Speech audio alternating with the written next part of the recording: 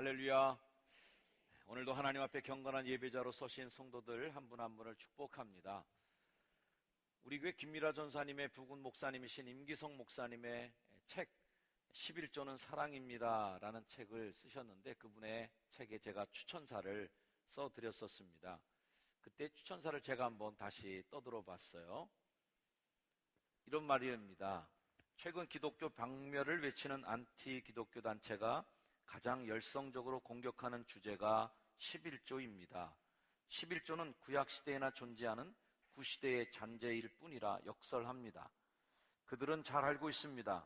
하나님을 향한 삶의 기준을 흐트러뜨리는 것이 얼마나 효과적인 전술인지 말입니다. 그들이 11조를 공격하는 이유를 뒤집어 생각해 보면 오늘날 한국교회 성도들이 11조에 대해 어떤 자세를 가져야 할지에 대한 답이 나옵니다. 현재를 살아가는 이 땅의 성도들이 하나님 앞에서 바른 재정의 삶을 살아고자 할 때에 갖춰야 할 첫 자세는 바로 11조를 구별하여 하나님께 드리는 것이라 생각합니다. 교회를 다니는 분들은 일단 11조에 대해서 뭔가라는 것에 대해서는 이 기본적인 정의 정도는 갖고 있으라고 생각합니다. 그래서 오늘 11조는 뭐냐, 11조가 어떤 것이다라는 정의를 내리지는 않겠고요. 먼저 11조에 대한 두 가지 오해를 먼저 말씀을 드리면, 첫째는 의무인가라는 오해입니다.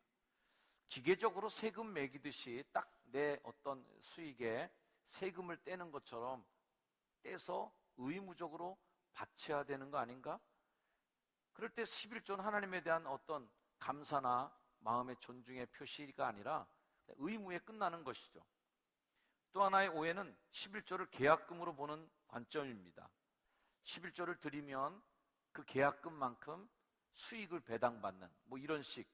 그래서 하나님께 11조를 드리면 복받고 안 드리면 안 낸 만큼 벌받는다, 이런 단순한 도식입니다. 11조를 안 드렸더니 갑자기 자식이 배가 아파서 병원 갔더니 딱 나온 금액이 11조였더라, 이런 간증거리가 있긴 있습니다. 저도 하나님 앞에 그런 손해를 보거나 할 때 그런 느낌을 가질 때가 있거든요. 자동차 사고가 나서 봤더니 11조 안 냈더니 그만큼 지출이 더 많이 오바돼서 나갔다라는 식의 이런 도식을 얘기합니다. 이런 도식이 사실은 11조에 대한 모든 것을 다 설명해 줄 수는 없습니다. 11조가 그렇게 하나님에 대한 계약금식으로 주고받기 식의 그런 금전거래는 아니거든요. 성경에 보면 11조 얘기가 많이 등장하는데, 그 중에 오늘 우리는 신명기 말씀을 보려고 합니다. 책마다 어떤 책이든지 11조가 나올 때 강조하는 그 강조점의 차이가 조금씩 있는데요, 신명기가 바라보는 11조에 대한 관점이 무엇일까? 자, 오늘 22절 말씀 여러분 다시 한번 읽어볼 텐데, 22절 말씀 한번 읽어보겠습니다. 22절 시작. 너는 마땅히 매년 토지 소산의 11조를 드릴 것이며. 자, 이 토지 소산의 11조를 드려라는 겁니다.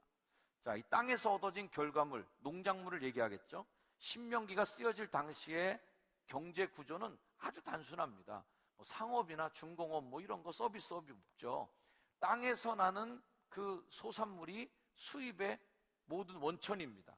즉 바로 그렇게 볼 때 토지 소산의 11조를 드린다는 얘기는 생산된 모든 재화의 열의 하나를 드린다는 의미예요.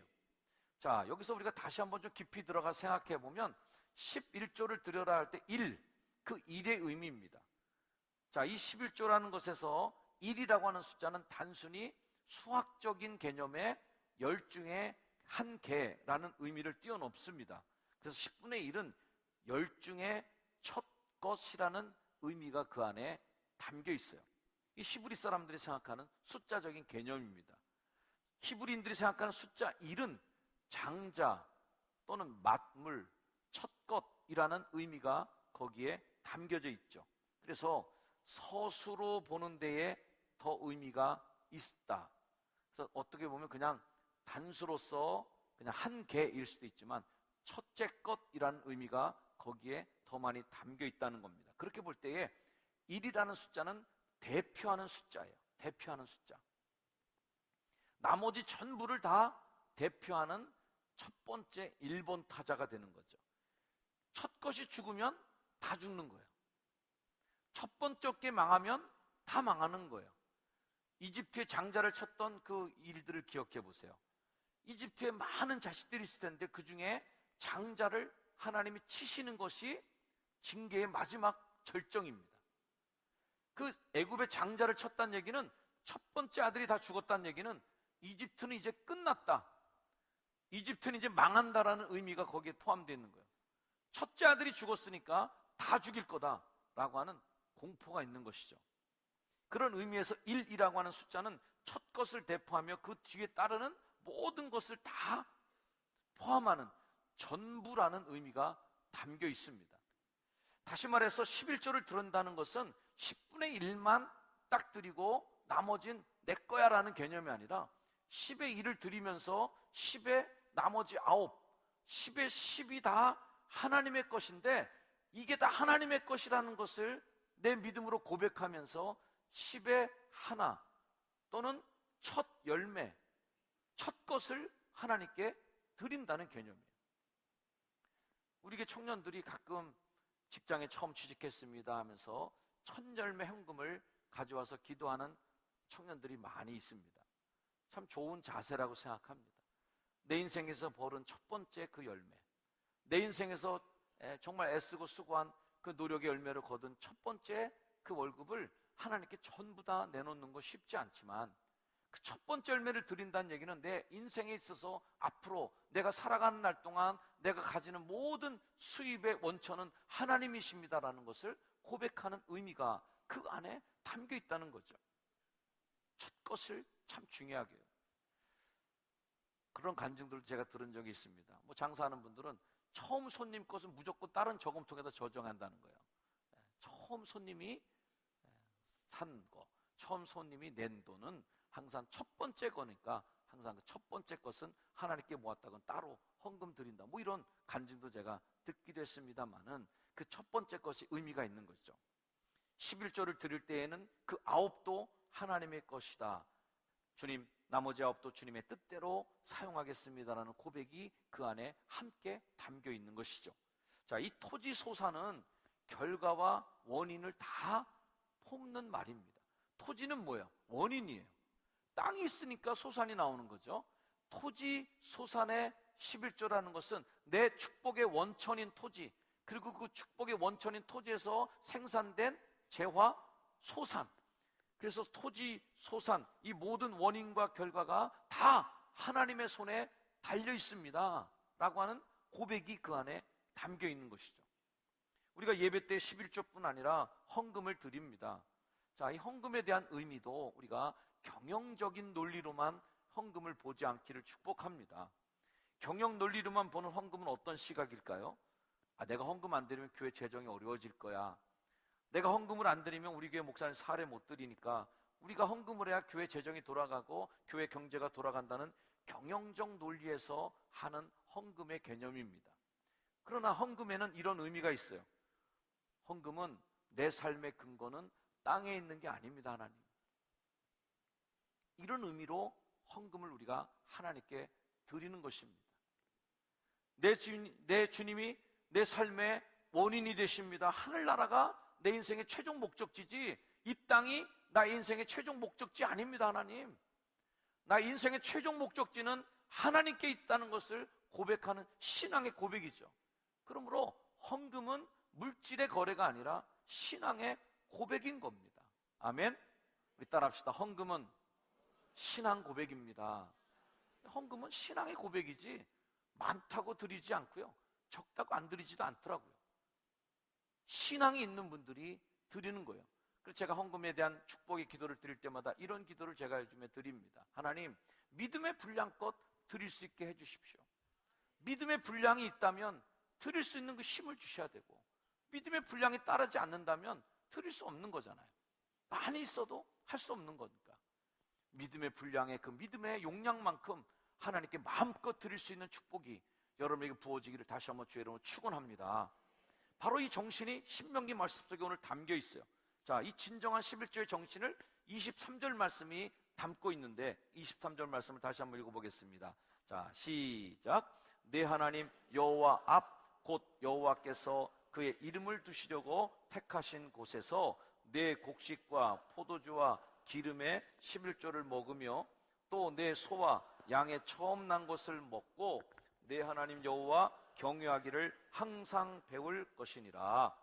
11조를 하라라는 명령을 하면서 왜 해야 됩니까? 라고 질문하는 인간들에게 하나님의 대답은 내 하나님 여호와 경외하기를 항상 배울 것이다. 이 일을 통해서 너희가 뭘 배워야 되느냐? 이 11조를 드리는 걸 통해서 너희가 뭘 깨달아야 되느냐? 여호와 경외하는 것을 너희들이 배워야 된다. 아멘. 11조의 정신이에요. 이것이 신명기가 갖고 있는 11조 정신의 핵심이에요. 여호와를 경외하는 것, 이걸 11조를 통해서 배우라는 것입니다. 11조 드리는 걸 통해 하나님을 경외하는 것이 고백되어지고 내가 하나님을 경외하는 사람인 것을 증명하는 것이에요. 나는 이 땅 위에서 살아가는 날 동안 내 힘의 출처, 내 삶의 근거가 물질에 있지 않습니다. 내가 누리는 모든 것은 주님께로 말미암은 것입니다라는 것을 여호와를 경외하는 고백으로 바치는 것이다. 이게 11조 정신인 것이죠. 창세기 14장에 11조라는 단어가 처음 등장합니다. 아브라함이 어느 날 조카가 붙잡혔다는 소식을 듣고 자신이 거느리고 있던 사병 318명을 끌고 전쟁을 하러 갑니다. 그래서 가나안의 족속들 9족속하고 전쟁을 치러서 조카도 뺏어오고 조카가 탈취당했던 물건도 다 뺏어오고 적들을 물리치고 탈취물들을 다 전리품들을 갖고 돌아옵니다. 자, 이때 아브라함이 돌아오는데 두 사람이 마중을 나가는데 하나는 소돔왕이 마중을 나갔고 또 한 명은 떡과 포도주를 갖고 마중을 나갔던 멜기세덱이라고 하는 사람입니다. 자, 이 멜기세덱은 누구냐면 제사장인데요. 멜기세덱이 전쟁에서 승리하고 돌아오는 아브람을 이렇게 축복합니다. 그가 아브람에게 축복하여 이르되 천지의 주제이시오 지극히 높으신 하나님이여 아브람에게 복을 주옵소서. 너희 대적을 내 손에 붙이신 지극히 높으신 하나님을 찬송할지로다 하며 아브람에게 축복하는데요, 그 축복을 받은 아브람이 어떻게 반응하는가? 행동이 나옵니다. 그 뒷말씀이 아브람이 그 얻은 것에서 10분의 1을 멜기세덱에게 주었더라. 이것이 최초로 나오는 11조의 개념이에요. 즉 전쟁에서 승리해서 전리품을 다 차지하고 그 당시 전쟁에서 이기면 다 뺏어오는 거죠. 전리품을 가지고 오는데 그 전리품의 열의 하나를 제사장에게 주었다라는 것이 11조라는 개념이 나온 첫 번째 장면입니다. 이 멜기세덱이 누구냐 하면 히브리서 7장에 다시 등장하는 사람인데요, 히브리서 7장에는 대제사장이신 예수 그리스도의 모형으로 보고 있어요. 시작도 없고 끝도 없고 아버지도 없고 어머니도 없는 영원한 제사장의 모형 멜기세덱인데 곧 예수 그리스도를 표상하는 그런 구약의 이미지죠. 히브리서 6장 20절 말씀에 그리로 앞서가신 예수께서 멜기세덱의 반차를 따라 멜기세덱의 그 뒤를 따라서 영원히 대제사장이 되어 우리를 위하여 들어가셨느니라. 이 멜기세덱과 아브라함의 이 이야기를 통해서 우리가 배우는 11조 정신이 뭐냐면 하나님과 우리와의 관계가 하나님이 내게 복을 주었으니까 나는 거기에 대한 계약관계로 이렇게 드릴 것이고 내가 이렇게 낼 테니까 하나님 나한테 이만큼 더 주실 거죠라는 계약관계가 아니라는 거죠. 그 정신 속에는 감사의 정신이 그 안에 들어있다. 내가 갖고 있는 이 전리품 모두가 하나님이 주신 것을 고백하면서 감사하는 마음으로 고백하며 드린 거죠. 아브라함은 내가 쟁취한 그 승리가 자기의 힘, 자기의 실력, 자기의 권위로 얻어진 승리가 아니고 전리품이 아니라는 것을 그 믿음으로 고백하는 거죠. 하나님이 다 허락해서 내게 주신 것인데 그 승리를 하나님이 주셨는데 나는 하나님 앞에 열의 하나를 드림으로 그것이 하나님이 내게 주신 복인 것을 마음으로 감사로 고백 드리는 거죠. 11조는 그러기에 하나님과 주고받기식의 계약금 관계가 아니에요. 하나님께 감사하는 마음으로 드리는 그 진정한 마음의 믿음의 고백이 여러분이 드리는 11조 안에 들어있기를 주의 이름으로 축원합니다. 11조 속에는 또한 예수 그리스도의 죽음과 삶이 담겨져 있는 것이에요. 자, 이게 무슨 엉뚱한 소리인가 하면 예수님이 누구냐면 하나님의 첫째 거예요. 하나님의 첫 아들 이자 외아들, 독생자라는 거예요. 아까 제가 11조를 얘기할 때 하나라는 개념이 독생자가 뭐예요? 하나밖에 없는 아들이에요. 그 하나의 아들, 그 아들이 우리에게 주어졌다는 것은 하나님 우리에게 모든 걸 다 주셨다는 얘기예요. 첫째 것을 줬으니까. 모든 것을 주신 하나님. 그래서 맏아들로 이 땅에 오셨는데 그 첫째 아들이 죽었어요. 그러나 죽는 것으로만 끝나지 않고 그분이 죽으시고 부활하셔서 첫 열매가 되신 사건이 있습니다. 이 또한 역시 첫 번째 열매가 됐어요. 무슨 열매? 부활의 열매죠. 고린도전서 15장 20절 말씀 한번 다시 읽어봅니다. 같이 읽어봅니다. 시작. 그러나 이제 그리스도께서 죽은 자 가운데서 다시 살아나 잠자는 자들의 첫 열매가 되셨도다. 이 첫 열매가 모든 열매의 시작이에요. 여러분들은 둘째 열매고 셋째 열매고 열째 열매고, 여러분들은 예수 그리스도의 부활의 첫 번째 것을 뒤따라가는 하나님의 모든 열매에 여러분들이 다 그 열매가 된 분들이에요. 할렐루야. 네. 여러분들이 부활의 열매들이죠. 십자가에 죽으시고 사흘 만에 부활하신 부활의 첫 열매, 우리도 그 예수님에게 접붙여져 갖고 계속해서 그 가지에서 부활의 열매를 맺어가는, 이어져가는 그러한 전통이 그분을 통해서 이어져 간다는 거죠. 하나님의 자녀라면 그 하나님의 아버지라고 여기고, 우리가 그 첫째 아들, 우리의 큰형님, 맏아들 예수 그리스도의 동생으로 그 가족으로 함께 살아가는 가풍을 우리가 누리게 된다면, 그 아버지의 그 자식이라는 소리를 들으려면 그 집안 자식이구나, 그 집에 내려오는 가풍을 그 자식이 본받고 있구나라는 것을 아는 게 뭘까? 그 삶의 방식이 뭘까? 오늘 신명기에 나오는 11조 정신이 또 거기 들어있어요. 29절 말씀이에요. 한번 읽어봅니다. 시작. 너희 중에 분깃이나 기업이 없는 레위인과 내 성중에 거류하는 객과 및 고아와 과부들이 와서 먹고 배부르게 하라. 그리하면 내 하나님 여호와께서 내 손으로 하는 범사에 내게, 아멘. 객과 고아와 과부, 이 세 부류의 사람들은 자기의 힘으로는 살아갈 수 없는 사람들을 의미합니다. 최고의 사회적 약자들이죠. 11조의 정신 속에 이 객과 고아와 과부를 보살피라는 정신이 나옵니다. 11조를 내는 사람의 후원 없이는 살아갈 수 없는 사람들이 바로 이 사람들이에요. 우리가 하나님의 자녀가 되어 영적인 부자가 되었다면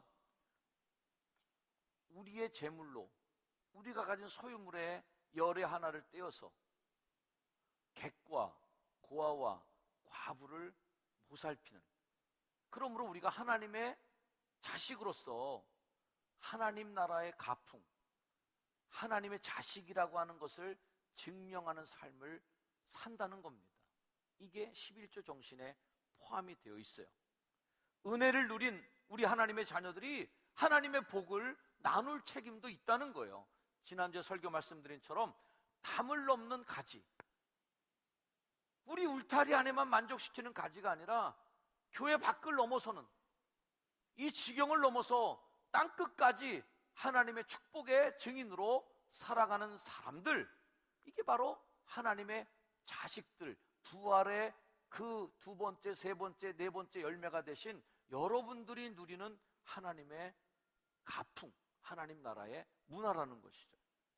성경이 말하는 이 11조 정신이 이 시대에 구현되기 위해서 우리가 게을리할 수 없다는 게 바로 선교와 구제인 겁니다. 왜 교회가 그 일을 해야 되는가? 왜 교회는 그 일을 멈출 수 없는가? 우리가 하나님의 자식이라는 걸 그걸 통해 증명하는 거예요. 너 그 집 자식이야? 맞아요. 어떻게 보고 알아? 구제를 안 하는데, 선교를 하지 않는데. 하나님 나라 유전자가 없는 거죠. 하나님의 DNA가 없는 거죠. 매월마다 우리가 월삭 감사헌금도 드리고 있지만 이 헌금들이 선교와 구제를 위해서 쓰입니다. 꼭 그 월삭 헌금만이 아니라 우리 교회 갖고 있는 재정, 선교하고 구제하고 나누는 일에 우리 교회가 최선을 기울여 왔습니다. 저는 이제까지 우리 교회가 뭘 남기거나 뭘 쟁겨놓는 일은 없었어요. 늘 마이너스의 재정을 우리 교회가 갖고 있습니다. 때로는 그 마이너스가 걱정이 될 때도 있지만 때로는 한편으로는 감사해요. 하나님, 우리 교회는 남는 게 없어요. 다 나눠주고 베풀었어요. 쟁겨놓지 않았어요, 하나님. 그러나 우리는 망하지도 않았어요. 우리가 없어서 못한 일은 없었어요, 하나님. 오히려 더 모자랄 때에 더 많은 일을 우리가 했어요, 하나님. 하나님 앞에 갔을 때 저는 부끄럽지 않을 자신이 있어요. 그리고 그런 교회를 섬기는 여러분들을 자랑스럽게 여기고 여러분들도 긍지를 누리시기를 주의 이름으로 축복합니다. 요즘에 보니까 뭐 헌금 걷고 뭐 집회에서 헌금 걷다가 문제가 됐더라고요. 그 목사님에게 다 일임한다고 또 그래서 헌금 냈다는 거예요. 저는 그 헌금의 의미가 그렇게 퇴색될 수 있을까? 헌금이 어떻게 하나님께 드려지는 그 단어가 어떻게 해서 그렇게 값없이 없게, 값없이 쓰임 받아서 우리를 부끄럽게 만들까? 저 그 모습 보면서 많이 부끄러움이 있었습니다. 하나님의 유전자는 어떤 한 개인이 부자가 되는 게 아니라, 담임 목사가 부자가 되는 게 아니라, 교회가 부자가 되는 게 아니라 그 교회가 나누고 베풀어서 없어질 때 그게 진짜 하나님의 유전자를 닮은 교회 아니겠습니까? 교회를 세습하고 교회를 물려주고 이렇게 이양하고 그러는 거 아니라 하나님 나라를 위해서 아낌없이 나누고 베풀다가 없어져 버리는 거, 이게 가장 아름다운 하나님 나라의 재정이 아닌가, 저는 이렇게 믿습니다. 여러분 동의해 주시죠? 네. 그래도 쟁겨놓는 게 좋을 것 같아요, 여러분. 하나님 나라의 재정을 생각할 때 제가 빼놓을 수 없는 단어가 있는데 그것은 신비성이라는 단어입니다. 신비롭다는 것. 하나님의 재정에는 신비성이 있다. 교회가 행정적으로도 잘 세워지고 효율성도 잘 마련해야 되고 경제적인 판단도 잘 해야 됩니다. 그 일에 대해서 무책임하면 안 됩니다. 그러나 그런 와중에도 잃어버리지 말아야 될 한쪽 바퀴가 있어요. 그것은 바로 보이지 않는 가치인 하나님의 신비성입니다. 저는 이 객관성과 신비성이 교회 안에서 함께 굴러가야 좋은 교회가 될 수 있다고 생각해요. 너무 신비성만 강조하는 분도 문제입니다. 어제 알파에서도 그런 쪽을 했는데 독일의 어떤 목사님 가정에 딸이 사위자리를 데리고 왔답니다. 그래서 목사님 앞에 와서 이제 사위가 인사하러 온 거예요. 딸을 나한테 주십시오 이렇게 왔 거죠. 그러니까 이 장인이 될 목사님이 사위자리한테 물어봤습니다. 자네 직업은 있는가? 그랬더니 직업은 없습니다. 하나님께서 다 준비해 주실 거로 제가 믿습니다. 그래? 집은 있는가? 집 없습니다. 하나님이 다 예비해 주신 거 제가 받을 겁니다. 그래? 모아놓은 돈은 좀 있나? 아닙니다. 하나님이 다 채워주실 것입니다. 그러고 나서 이제 딸하고 그 남친이 갔어요. 그러더니 그 목사님이 와이프한테 자기 사모에게 얘기했답니다. 아니 그놈이 왔는데 그놈이 나를 하나님으로 아는 것 같아. 자기를 하나님으로 알고 있다는 거예요. 장인이 집 해줄 거고 장인이 돈도 줄 거고 장인이 직업도 알아줄 테고 나를 하나님으로 만들려고 그러는 것 같아. 이렇게 농담을 했다는 거죠. 이 믿음이 좋은 청년일까? 다 하나님이 하실 겁니다. 저는 이것도 바람직한 믿음은 아니라고 생각합니다. 웨슬리 목사님이 가르쳐 주신 것처럼 열심히 돈을 벌어라. 내가 해야 될 몫이죠. 열심히 저축해라. 그리고 열심히 나누어 주어라. 이게 웨슬리 목사님이 우리에게 가르쳐 주신 경제적인 원리예요.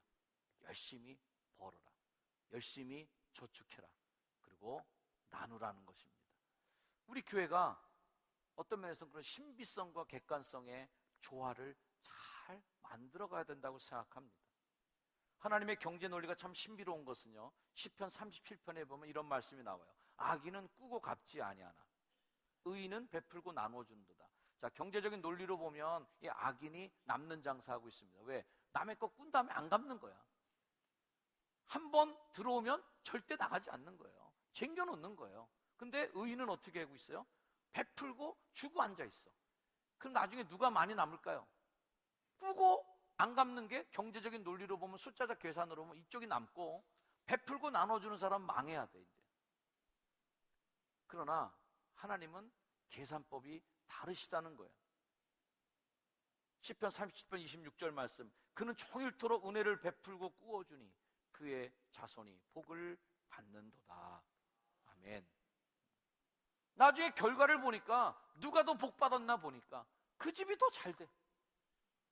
은혜를 베풀고 나눠줘서 다 빈털터리가 될 것 같은데 꾸고 안 갚은 사람 다 모아놓고 이를 악물고선 안 내놓고 있는데 나중에 보니까 아기는 바람에 나는 겨와 같도다.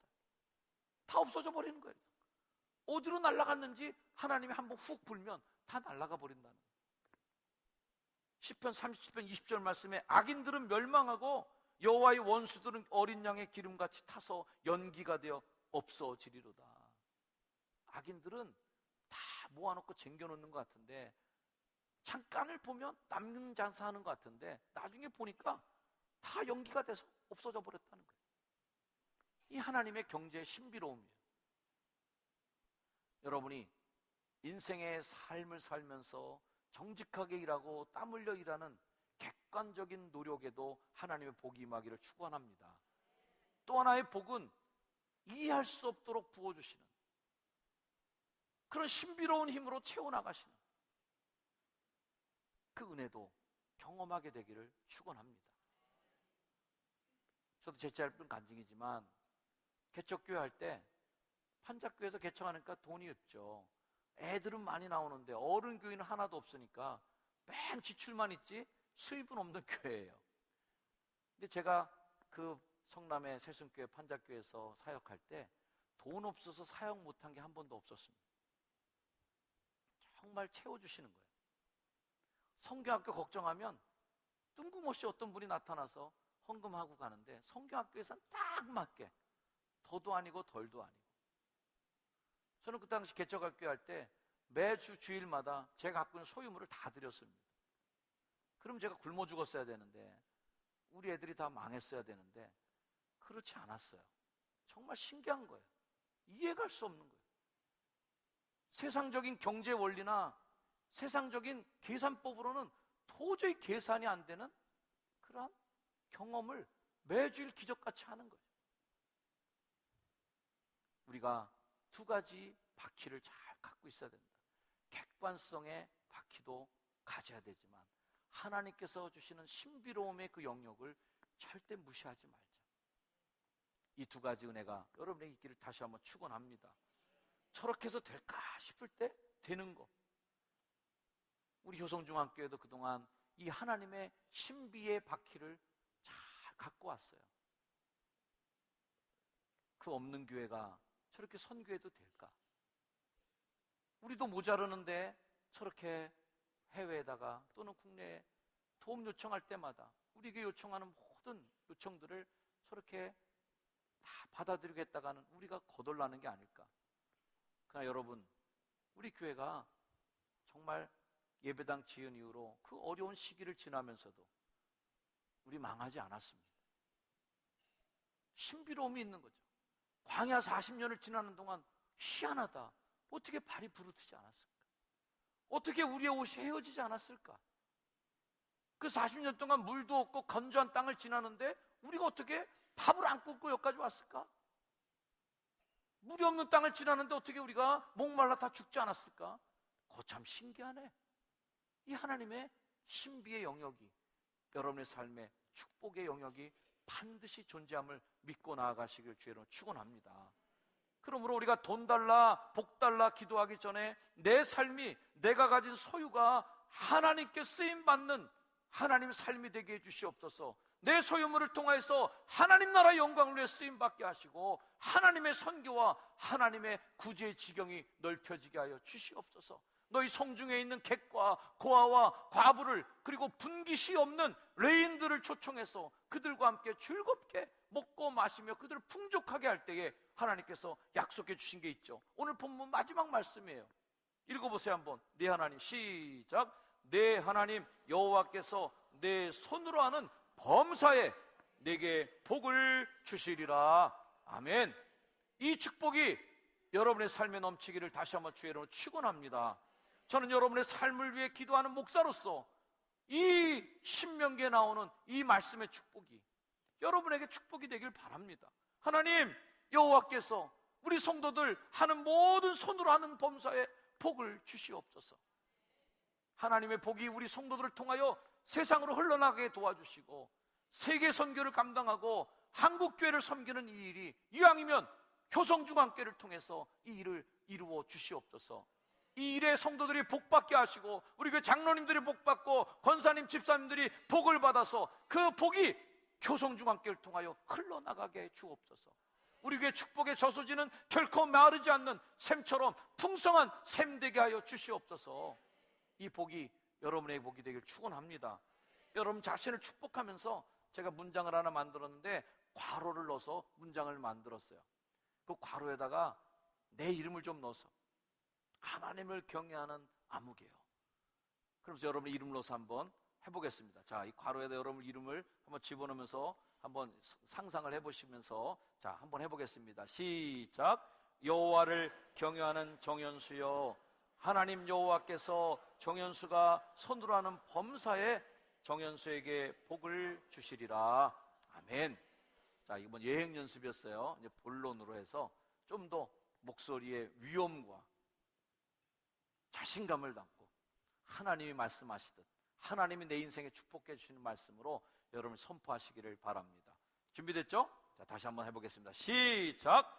여호와를 경외하는 정연수여, 하나님 여호와께서 정연수가 손으로 하는 범사에 정연수에게 복을 주시리라. 아멘. 할렐루야. 아유, 박수가 저절로 나오네요. 여러분의 이름이 들어가서 박수가 나온 건 아니시죠? 네. 여러분에게 이 선포의 말씀이 이루어지기를 다시 한번 주의 이름으로 축원합니다. 기도하겠습니다. 우리 한번 고백하며 기도합니다. 하나님, 여호와 경외하기를 배워라.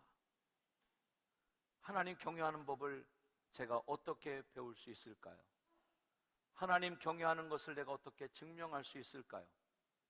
하나님, 11조로 시작하는 하나님을 경외하는 우리 신앙의 습관이 들게 하여 주시고 열에 열을 주시는 하나님의 복이 근원자임을 고백하게 하여 주시고 하나님, 우리가 채워지고 풍성하여 이 복이 흘러나가게 해 주시고 성도들의 가정마다 하나님이 담아주시는 복이 넘쳐 흘러나게 하여 주옵소서.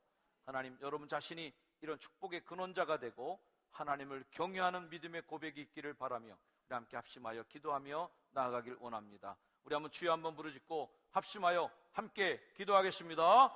주여! 하나님 감사합니다. 하나님, 우리 성도들을 복 주시옵소서.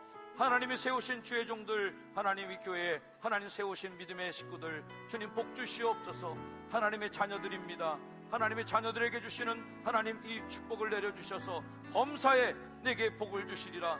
내 하나님 여호와께서 내 손으로 하는 범사에 내게 복을 주기를 원하노라. 교동중학교의 성도들이여, 여호와를 경외하는 교동중학교의 성도들이여, 여호와를 경외하는 교동중학교의 장로님들이여, 권사님들이여, 집사님들이여, 성도님들이여, 하나님 여호와께서 우리 성도들이 하는 모든 일들에 범사에 복을 주셔서 하나님 베풀고 나눈 일에 부족함이 없도록 도와주시고 우리 교회에 하나님 재정을 채워주시고 하나님 성도들의 재정을 채워주시고 흘러넘치게 하여 주셔서 여호와를 경외하는 백성인 것을 증명하게 하시고 하나님 선교와 구제를 하며 고아와 객과 나그네들을 보살피며 세계 선교를 담당하는 교회로서 우뚝 세워져서 하나님의 축복의 근원, 하나님의 축복의 샘물이 되도록 인도하여 주시옵소서. 하나님께만 영광 감사드립니다. 축복의 근원자 되신 우리 예수님의 이름으로 기도합니다. 아멘. 하나님 감사합니다. 성도들을 복 주시니 감사합니다.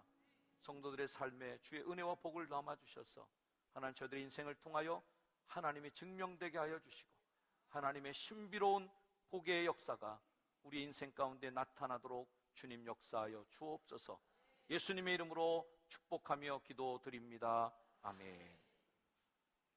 우리 자리에 일어나셔서 함께 찬양하시겠습니다.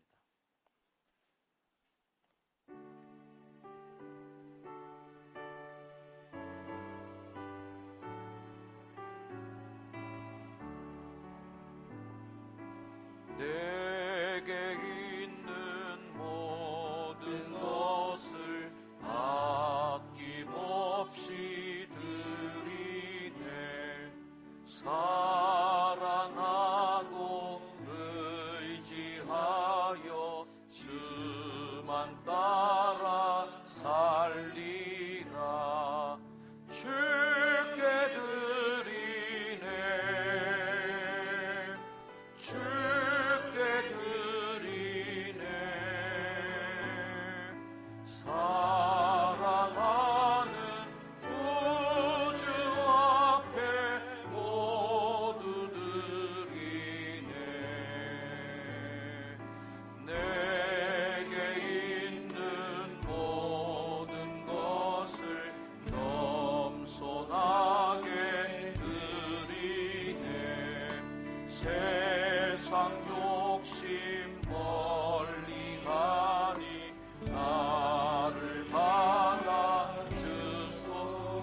모든 것을 내게 있는 것 주를 위해 드리네 주를 위해 드리네 주의 성령 충만하게 내게 내려 주소서 아멘 주께 드리네 주께 드리네 사랑하는 구주 앞에 모두 드리네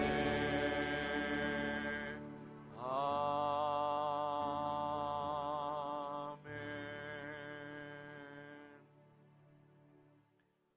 이제는 복의 근원자시고 그 아들 독생자를 첫 열매를 우리 위해 아낌없이 내어주시고 처음이자 마지막 그 모든 것을 우리에게 은혜로 베푸시사 우리를 위하여 피 흘리시고 십자가에 돌아가신 우리 구주 예수 그리스도의 그 크신 은혜와 지금도 우리가 복의 다음 열매가 되기를 원하시며 잠자는 자들의 첫 열매 되신 주님의 뒤를 따라 부활의 열매가 되기를 소망하고 복주시는 하나님 아버지의 극진하신 그 사랑하심과 우리 안에 역사하셔서 때로는 물질의 고난 앞에 때로는 물질의 시험 앞에 넘어지고 쓰러질 때마다 다시 일으켜주시고 복의 근원자 되신 하나님을 바라보게 인도하시는 성령님의 인도하심의 은혜가 이 시간 예배하는 모든 성도들의 머리 위에 이제로 영원까지 늘 항상 함께하여 주시기를 간절히 축원하옵나이다. 아멘.